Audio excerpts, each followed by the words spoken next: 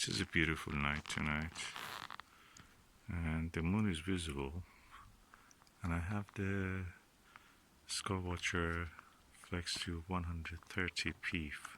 It's a 5-inch telescope reflector, and I'm going to observe the moon, plates, and M42 and some other targets just to see how it is. I will be using Morpheus 14mm, Nirvana 16mm, Butter Plusle 32mm classic Plusle, and a Zoom eyepiece called OVL, which I bought refurbished, £35. Then later I discovered it's £200. That's superior to in quality to what the Butter Hyperion Zoom actually is. I compared it actually. I found that it's really superior, better than that. So let's see how this telescope perform. Telescope with this eyepieces perform.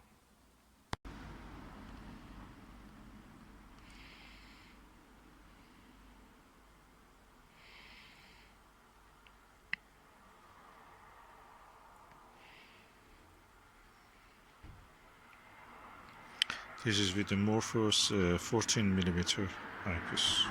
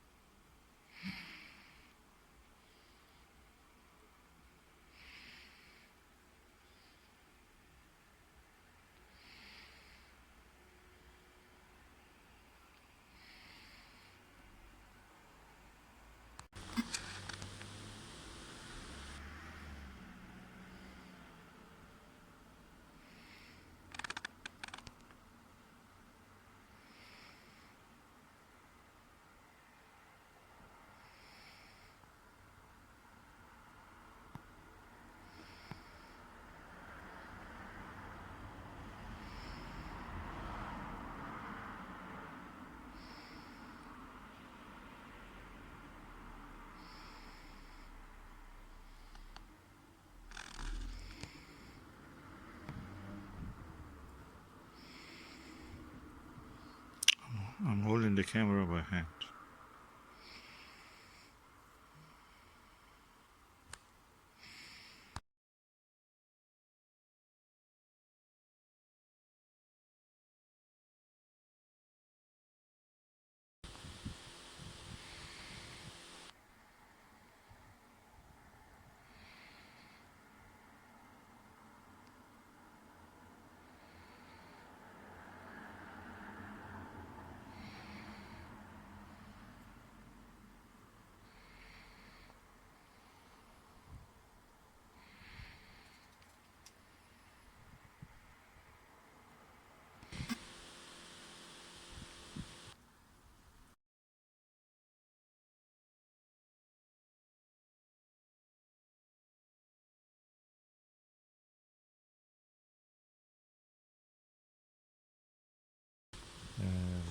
Tonight is one of the first days of the first week of spring, and we can see actually a lot of winter gems in the sky and some of the spring and summer ones if you wait long enough for the summer ones after the midnight.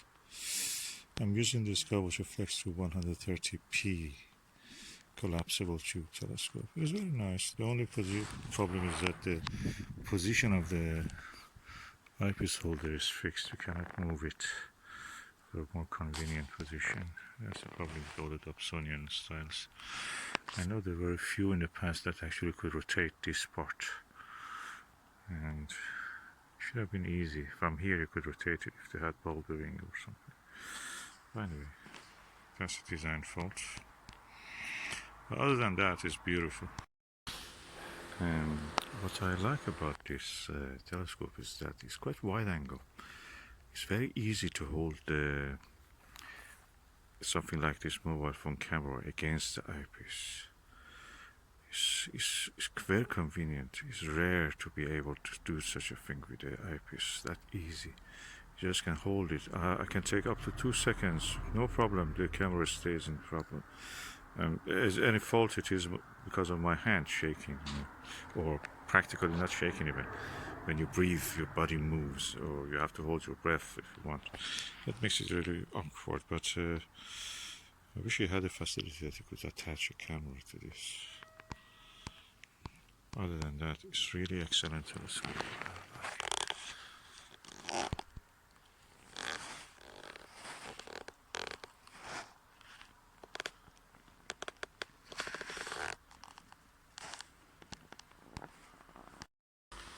Put the telescope on a table, a tiny table. You can buy it from Astor. We bought it from Astor, I think. It's quite easy to put it there. Doesn't shake much. You can see it. I wish the eyepiece could be moved, rotate according to the position that you're comfortable, like a star diagonal in a refractor. I'm sure I've seen a telescope like that. Even I've seen a Orion optic telescope, I think in 1980s. That actually the position of the eyepiece always was stationary, no matter which direction you pointed it. The position was always stationary. And with this telescope, I was using this eyepiece. This is a OVL zoom eyepiece. I bought it for £35, refurbished. But later, when I compared it with the Baader Hyperion zoom eyepiece, I found that this is superior on planets and any other target. And actually the price of it is £200. So it was a bargain.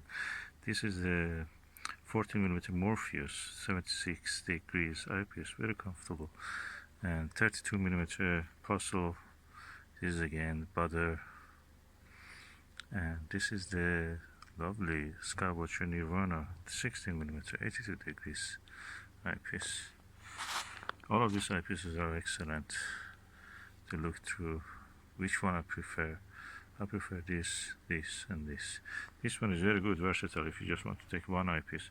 But at the lowest magnification, the field of view is not very big. It's around 44 degrees. I prefer these ones. If I had 17 degrees of this, I would be really happy. Or something like 25 degrees for this. But I have a bigger eyepiece than the 82 degrees range, but that makes it quite heavy. So at the moment I think 32mm is the widest angle I can have, lowest magnification I should say actually, with this, and it actually takes the whole plates in the field of view and a little bit bigger even, so probably, or actually twice the size of the plates. And that's really good. It shows that it's more than actually 2 degrees field of view with this telescope and these eyepieces.